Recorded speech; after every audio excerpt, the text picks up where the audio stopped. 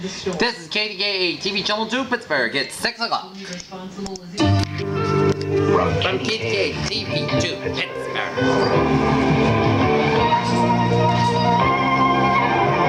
This is Eyewitness News Weekend Report.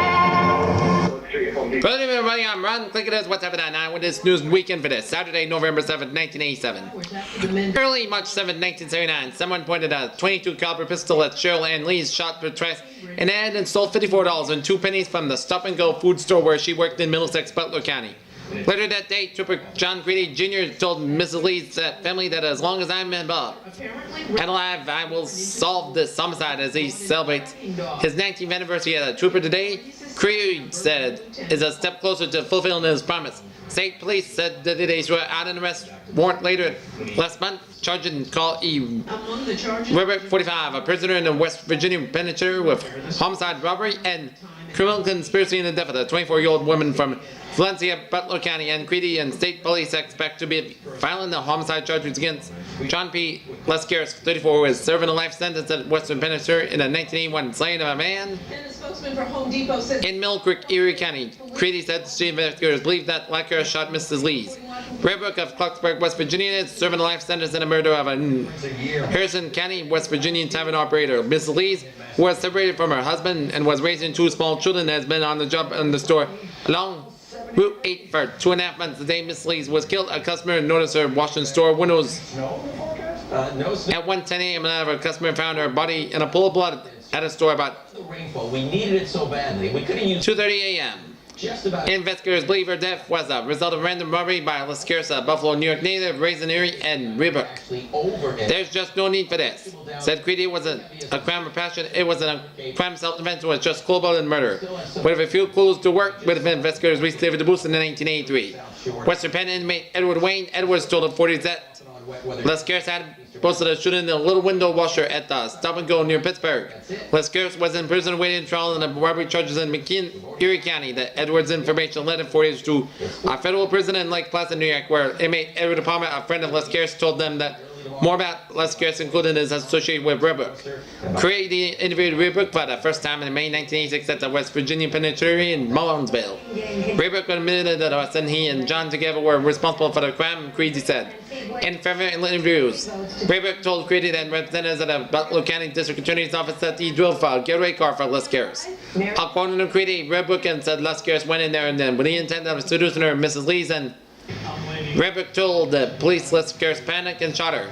The state police investigation of Mrs. Lee's death was unhampered because Redbrook told them that they could cooperate only they could persuade the West Virginian authorities judges to sentence. The Harrison County prosecutors refused to reduce the sentence, Creedy said, because in his estimation, Carl Redbrook wasn't an animal, but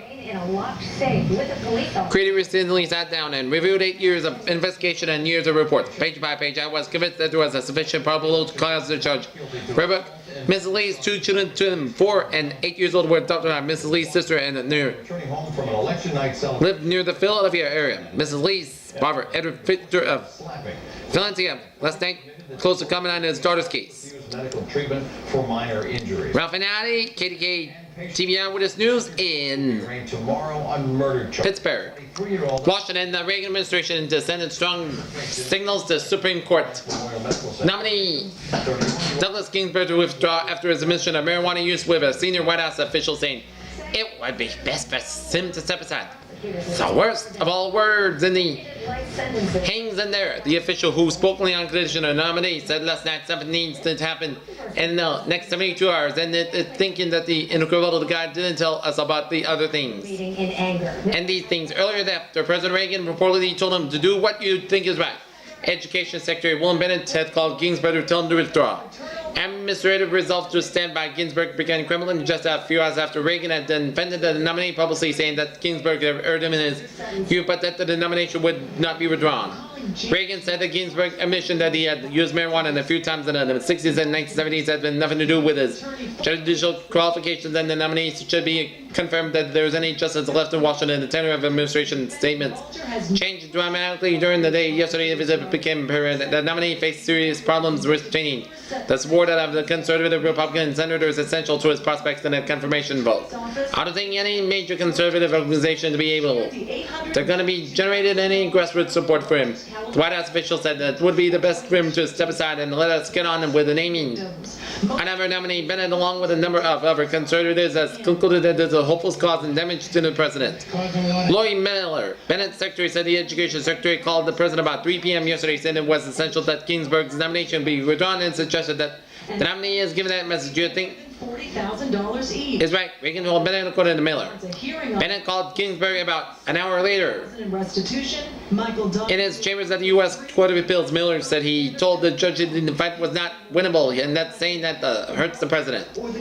Bennett told Ginsburg he would be able to withdraw gracefully now. 6.3 million years ago, which we won, and we were overturned on a crack technicality to give us $40,000. County Commissioners Chairman Tom Forster wants to replace property taxes within the sales and income tax, but he says that the county won't adopt a position on the local tax reform until the Governor's Tax Commission releases its recommendation on Monday. I don't want to lift at windmills and support some of them that has no chance of passing, and Forster said. I would like to see if we can blend our ideas with the government's recommendations of the governor. I personally intend to meet with the legislature leaders after the governor's recommendations on release and see what their thinking is and what can be adopted. Next week, the legislature is meeting in special session to address Governor Robert P. Casey's request for changes in the taxing power to the municipalities. In meetings with tax commission members, Forster said that he suggested reducing or eliminating the property taxes and having all the proceeds from the deed transfer and inheritance taxes retained by local government. April and today, a scare in Kenmore Square. The bomb squad blowing up an unattended pressure cooker. Tunisia's prime minister appointed himself president after declaring President Habib Bourguiba incompetent and removing him from power under a provision of the Constitution. Tunisia Radio reported today. The prime minister, Sino Zain Ben Ali, said a medical report had shown that Bourguiba, an 84-year-old president for life, was incompetent. Ben Ali's statement was over Tunisia Radio at 6:30 a.m. and 12:30 a.m. Eastern Standard Time. Ben Ali, a 51-year-old, was quoted as saying by removed Bourguiba from office under Article 57 of the country Constitution, which allows the prime minister to take over to the president, Tazer declared incompetent. The report did not say when the president was removed. Bourguiba was named Ben Ali prime minister October 2nd and has been plagued in recent years by arteriostosis and a heart condition for months. Safe this evening after their town. For months, there has been concern in political circles over Bourguiba's crime conspiracy.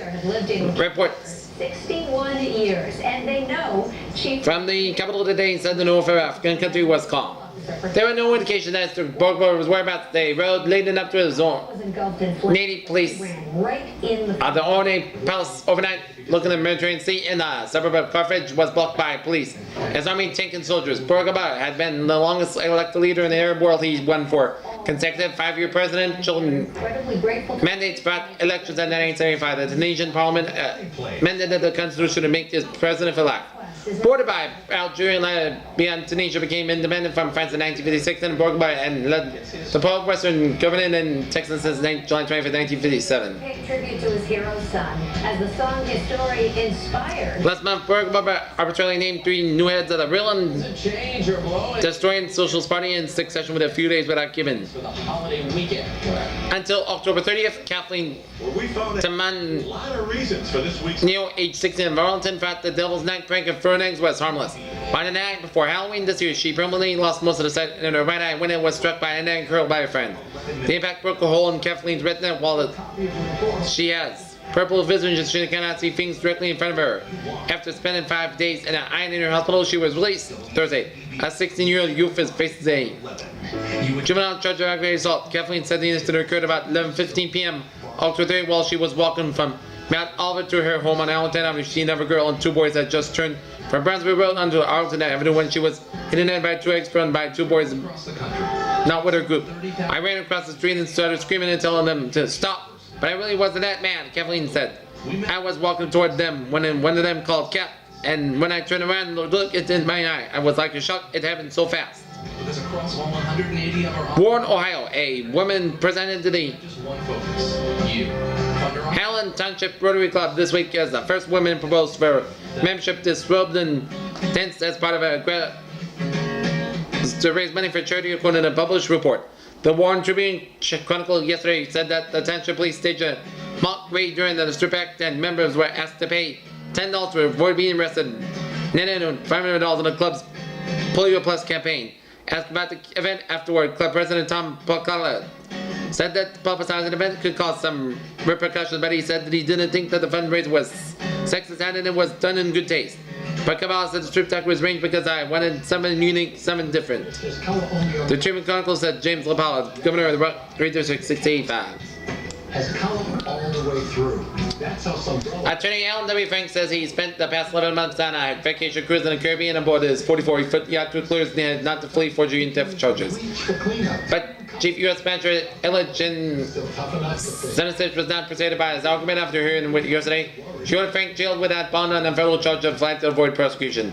KDKA TV News reporter Harold Hayes at the report. Frank 51 on Mount Allen Road, Squirrelville in Squirrel Hill was arrested Thursday night as he sat at a rented Lincoln Continental outside a motel on Banksville Road in South Hills. He had been in the object of a search that began in January after he was charged in state court with forgery and the theft of $350,000 in municipal bonds bought in the name of Thomas Skelton, 42 Squirrel Hill. The FBI was after the agent in the search resulted in a federal charge. During a 2.5-hour bond hearing, Assistant U.S. Attorney Jeffrey Manning presented evidence showing that Frank fled in December when he knew when he was the subject of the state and federal investigations. Frank funded the strip by depositing the municipal bonds in an account of the Shears and Lehman Brothers Incorporated in Monroeville and withdrawn funds with the American Express Cold Card, Allegheny County Detective Don Fox reported. Fox testified said that he told Frank in November 1986 that forgery and theft charges would likely be filed against him in the near future. Fox also said that he advised that Frank that the evidence against him was strong. A search of the apartment of Frank's ex-wife Barbara had uncovered evidence that Frank led a life of luxury on his yacht. Yes, he was lonely because he couldn't be with his family, Fox said.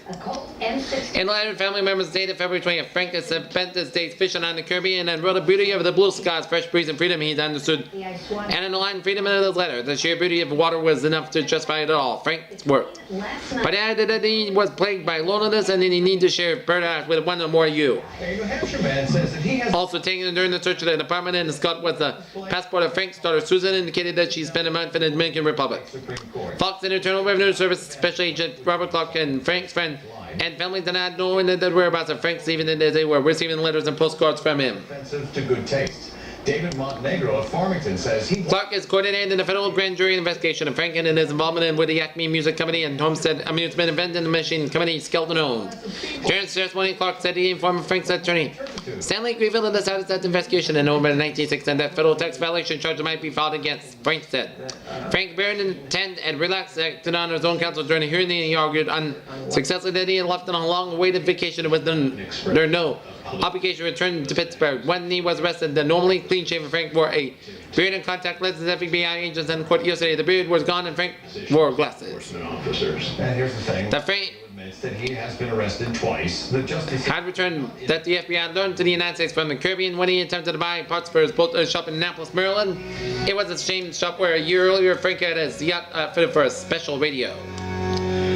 Federal agents had told the shop owner that they were looking for Frank, so when they stopped at the shop Tuesday, the clerk notified that they behind described Frank's silver Lincoln. The clerk had also said Frank told him that his boat was boarded in Venezuela and he was planning a cruise to Tahiti. Frank was said he had interested in funding a women crew member to accompany him on the journey. He said of FBI Special Agent Edward Carpio.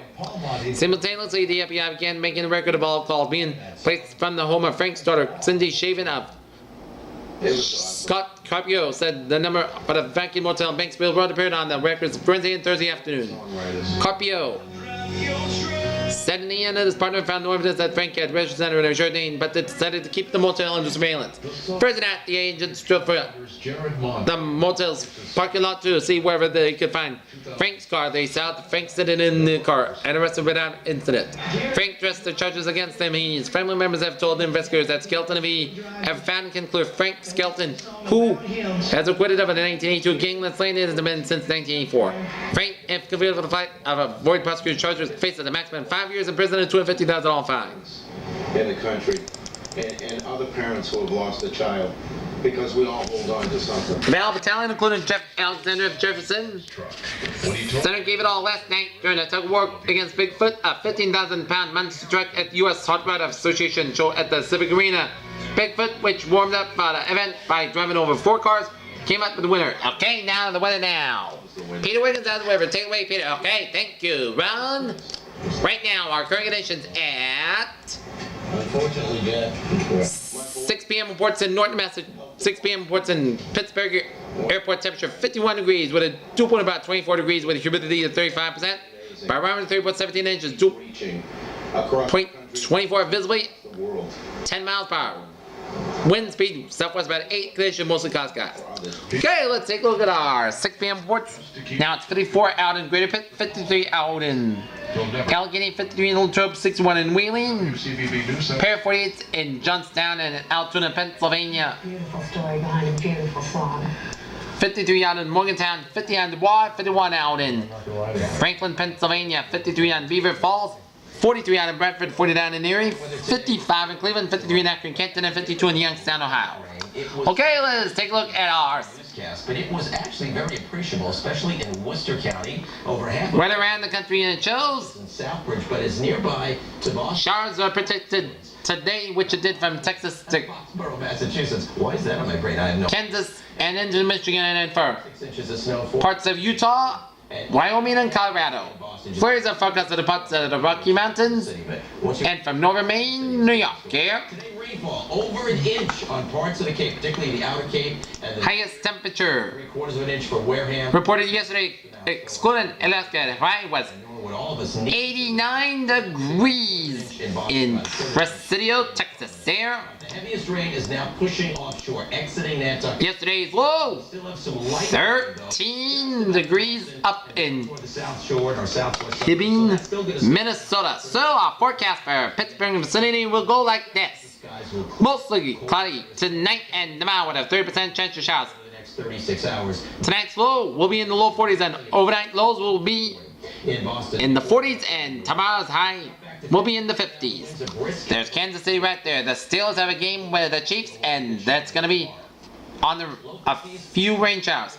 Same forecast for Western Pennsylvania. Chance of showers Monday and Tuesday, highs in the 50s on Monday and on the mid 40s to low 50s on Tuesday and lows in 30s.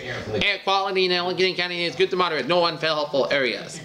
That is going to be it for the Late morning to late afternoon, it will be weather. I'm Peter Wiggins and won't get back to 50, and the 40s will Bob Pompiani will have the sports. the wind. After this commercial break here on TV2 Eyewitness News. Stay tuned. Wind chills may make it feel closer to about 30 degrees, so that's a big difference from the way it's felt the last 36 to 48 hours. Sun is going on Saturday, then Jeffrey, boy, what's your chocolates pre-holiday sale? 1/2 pound tin of our select assorted chocolates save $4. Now $8.95 regular, $12 Sunday a little at Jeffrey Plum Chocolates at 5207 Butler Street, 1705 East Carson Street, and Bill Green Shop Center. Telephone no limit, Visa Master Charge. interesting, but that's only one possible solution. Can't even be sure the storm will form. If it does, it may be farther out to sea, so it's just something to keep in the back of your mind for now. Let's check it out the next 7 days. Windy and chilly tomorrow. As a matter of fact, in terms of the wind tomorrow, that is going to be a factor. We're going to see frequent gusts, 20, 30. What could be better now? One-day sale at Calendar Corn. Sale Sunday, November 8, 1987. On Saturday, you don't see much of a problem. And sale on all TVs. For some, we have veterans. All VCR Like high temperature. cassette recorders, Right around the low 50. all cassette players, all speaker systems, all stir receivers, all appliances ranging from microwave ovens and gas ranges and refrigerator freezers and gas dryers and dishwashers and washers and upright freezers. Oh my, oh my. Forecast later on tonight. That's Killing Corn, brand name appliance, TV and audio centers with locations around the greater Pittsburgh area. That's Killing Corn. Tyler Sagan on Tuesday. Tonight it's recalcitrant goalie Tim Thomas, who made the trip to Boston, but you will not see him between the pipes tonight. Mike Dowling explains. though he was away from hockey for over 15 months, Tim Thomas remains one of the game's most popular players. Good. Yes, sir. You have to give him credit. I mean, for anybody to take a year off, it's a tough feat, and you know, he's certainly not. He's not young. 39 years young, in fact. But Thomas's jersey is the 5th highest selling of all NHL players. Get at least $25 on Trade the Trucks for any trade at Ted McWilliams in Monroeville. Okay, sports time on KD Eyewitness News. Here now, Bob Pompiani. Thank you, Mr. Klink. In East Bradford, New Jersey, Craig Haywood at President of Pitt's homecoming loss to unbeaten Syracuse a week ago. Staged a personal homecoming today, running for 175 yards and his 8th touchdown of the season as the Panthers beat Rutgers 17-0. Performed only about 5 miles from his hometown, where he led Pissakai to 3 state titles while scoring 74 touchdowns at 260-pound junior tailback. Enhanced his credentials as Heisman Trophy candidate before a crowd of 25,444 at Giant Stadium in the Meadowlands. Haywood entered the game as the nation's 3rd leading rusher with 132.6 yards a game and no less than 111 yards in any game this season. Today he earned his yardage the hard way in chunks of short ones. In all, he carried the ball 41 times and Friday's longest run was for 11 yards. He averaged more than 4 yards a carry as he pounded into the heart of the Rutgers defensive line, often carrying 3 or 4 linemen. For Hayward, who was net yardage. 41-0 win over St. John's. Commanding the second best total ever, better than only 254 yards in the mass against Miami last season. In Pitt's 9 games this season, he has gained 1,036 yards and 24 carries for a .4 average. Keegan Latta never dreamed. Hayward was scored on a 1-yard run when the 2 minutes 32 seconds left in the first quarter was helped by Donnell Dickinson, the mobile freshman, who was started at his first game in quarterback. Dickinson hit 8 of 20 passes in the second half at Pitt's 24-10 loss to Syracuse last Saturday after Sal Ganilla. The starter had been sacked 5 times in the first half. Dickinson eluded the Rutgers defense today with a scramble. Dickinson, who had never played in a varsity game until last week, ran 6 attempts at a 42 yards, including a 6-yard touchdown in the second quarter. He also connected an 8 for 22 passes, but many of them for 108 yards. Mitt Godfrey, the second year. Pitt coach found the young quarterback may have been scrambled too often, but he was not complaining. The first half he played extremely well, but in the second half he began running around a bit too much, but he gives us so much, many more options. He's a cool, calm, collected player, and with his running he helped Craig a lot today. The Panthers scored all of the points in the first half, and a 20-yard field goal by Jeff Fenner and touchdown runs by Hayward and Dickinson, and fairly dominated the second half, controlled the ball for 23-5 as they moved to Rutgers 11-13-7 without scoring a single point. On the menu, I think, for probably every game the rest of your life, right? For Pitt, 6-3, the victory was the 4th without a defeat on the road, and it was accomplished in the front of Scots from Sun, Peach, and Bendis Bowls. Rutgers fell to 5-4, was hammered by the loss of its outstanding quarterback Scott Ernie, who suffered a knee injury in the 27-13 loss to Vanderbilt. Rutgers, who was generally regarded as a bowl hopeful until was upset by Vanderbilt, was virtually devoid of an offense. The Scott Knights had a 38-yard touchdown pass off a reverse by Eric Yan disciplined and negated clip of penalty in the second quarter. They had only 62 yards and 33 rushes. Rutgers gained a total of 97 yards while Pitt at 386. A great win by the Panthers. Here Reasons to smile in Lowell as we salute Keegan Latta of the Red Raiders. in Baltimore, Dwayne Downing returned an interception for 30 yards for a touchdown, and Blair Thomas had 58 yards on a run and never scored today as Penn State defeated Maryland for the 23rd consecutive season. 21-16, Maryland opened and ended losing streak. The rivalry played in new uniforms before a sellout crowd of 62,500 at the Colts Old Stadium at Memorial Stadium. The Terrapins wore black jerseys with red and gold trim and red pants. With Penn State trailing 6-0 in the second quarter, Downing picked up the O'Donnell pass and there the left sideline and raced across the field, breaking 3 tackles before diving in an end zone that helped put the Nittany Lions 7-2 added the save with 10 minutes 37 seconds left in the first half. Downing's interception cooled the crowd of Terrapins with its 2 first quarter drives of field goals. Maryland controlled that ball for 12 minutes 11 seconds in the opening quarter, dominated the yardage 102-10. Penn State led by 14-9 when Thomas scored with 7:43 to play. Going round into the left hand and racing until he was touched into the end zone. Thomas, who have 130 yards and 25 carries, had 1,120 yards rushing this season. Maryland got up winning 21-61. Then Henning came off the bench and completed an 18-yard touchdown pass to James Millen for a 4th on-goal play and 5:01 left to play. Penn State has defeated Maryland 33-1 times in the series and won since 1937. The Terrapins last won 21-17 and 6-1 at Memorial Stadium. The last 4 games have been decided by 5 points or fewer and in total about 10 points. Penn State took the lead 14-6 late when a Matt Kanizer completed a 5-yard pass to Paul Pumford and tied it to 2:22 in the second half. The Nittany Lions made a key defensive stand late in the third quarter after Maryland had the first and goal at the 5-yard line. After 2 running plays failed, Penn State's Brian Chismar's second goal tunneled the bootleg for a 6-yard loss on the next play. Then plucked his 25-yard field goal try sailed wide right. Freshetta. Made better to taste better. In a long time, West Virginia Anthony Brown rushed 30 times for 169 yards, and West Virginia held Eric Chapman to only 63 yards passing. West Virginia 5-4 entered the game ranked 11 in both total and passing defense. Chapman last week moving to the 4th place on Virginia Tech's career with passing yardage lists with 2,737 yards. The game was played under a cloud of smoke that would gradually grew thicker. The smoke was from fires that had been burned 130,000 acres of woodland in the state hallway. Despite the 1 p.m. kickoff, the same lights had to be turned on for the players to see. Okay, other scores around the college. Gridiron, it was Notre Dame 32, Boston College 25. Yale over Cornell 28-9. Syracuse and Navy 34-10. Alabama over LSU 22-10. Oklahoma 29, Oklahoma State 10. UCLA clobbering Oregon State 52-17. 800-8445 for your free copy of Guide to Medicare with no obligation. You've got a number of reasons. In Boston, Justice offers endure the torment of the Whiters, blogging singers occasional surfer the goal scores that are contended with slumps. Penguins left wing Charlie Simmer has come to recognize that the credibility during its 13-plus season in the National Hockey League that acknowledged that a little less than frustration. Simmer was a Penguins projected at least 25 goals scored when they crowded him from the Boston Bruins River draft. Glassman was in a slump that began after the first week of the season. He scored a goal in the Penguins' first game October against the New York Rangers, followed up with a 2-goal, 2-assist game against Buffalo home opener on October 10th and 3 assists against the Rangers 2 nights later. Since then, he does not have a point in the past 7 games, a goal in his past 11 games.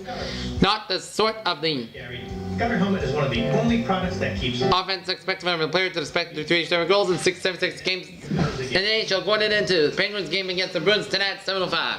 Simmer's production problem went from a minor annoyance major concern when center Mario Lemieux was injured from the Penguins' 4-2 victory against the New York Islanders on Thursday. Lemieux returned to Pittsburgh last night because of a great effect of the backstabs and bruised right shoulder he got when he was checked by Islanders right wing Alan Kerr. That means that the Penguins must face the Bruins without their most vital member of the offense. The only reasonable chance to success is the remaining players: Simmer, Craig Simpson, Randy Kennerworth, Wolf Pomdenall, and Stephen Sweet Pop. Terrific offense to offset Lemieux's absence. We need his contribution, and like we need a contribution from everybody close with his Lemieux injured. Coach Kramer said, "It's not going to take just 1 to 2 players." Simmer said, "We are going to have all particular ever now. Now that Mara's out, I really have to bear down and take advantage of all opportunities. There has been no dearth of us scoring chances for Simmer, although he frequently has passed up props and shots in an effort to pull off a more picturesque play. I should myself taking a few more shots instead of trying to be fancy." Don't tell the commissioner because the trading deadline has expired, but the Seals have made a trade. They have swapped sacks for interceptions. They are less than the NFL in sacks with 6, but they were first in interceptions with 15. The results of trade, good, said new defense line coach Joe Green. Turnovers are always better than sacks. Getting the football, the name of the game in the defense.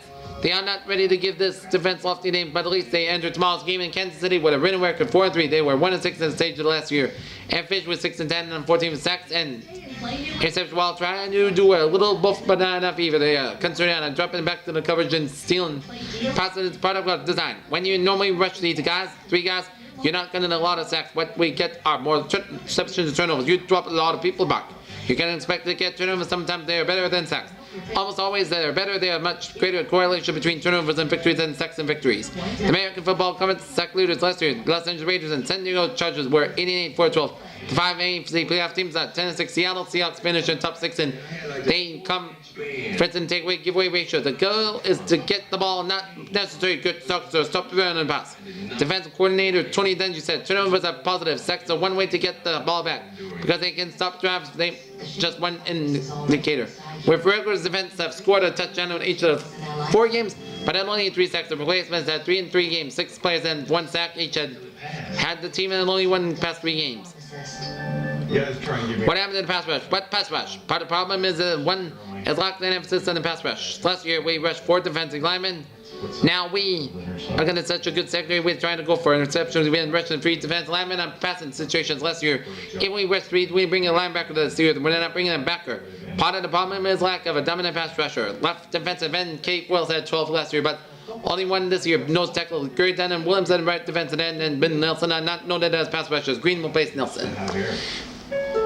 Hempstead, New York, the last rays of sunlight cast a glowing glow yesterday across the New York Jets park field where 5-year-old Rocky Lons and I realized that it had just been brewing. and this league kicked his yellow rubber football to Mount Castro, newly retrieved.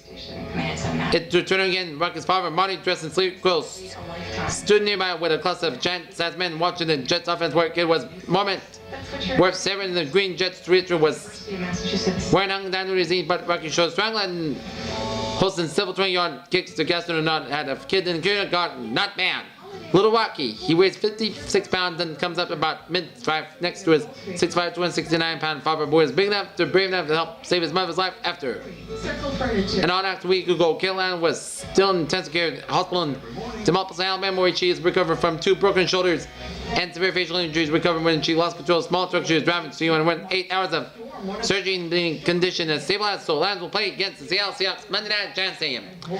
And that is going to be it for the KDKA-2 Eyewitness News Weekend Report on Saturday, November 7, 1987. I'm Brown Clinks and have a good day, and we'll be back for the Eyewitness News update at 11 p.m. now. CBS Evening News with Bobby Chibit. Come next. See you at 11. Have a good evening.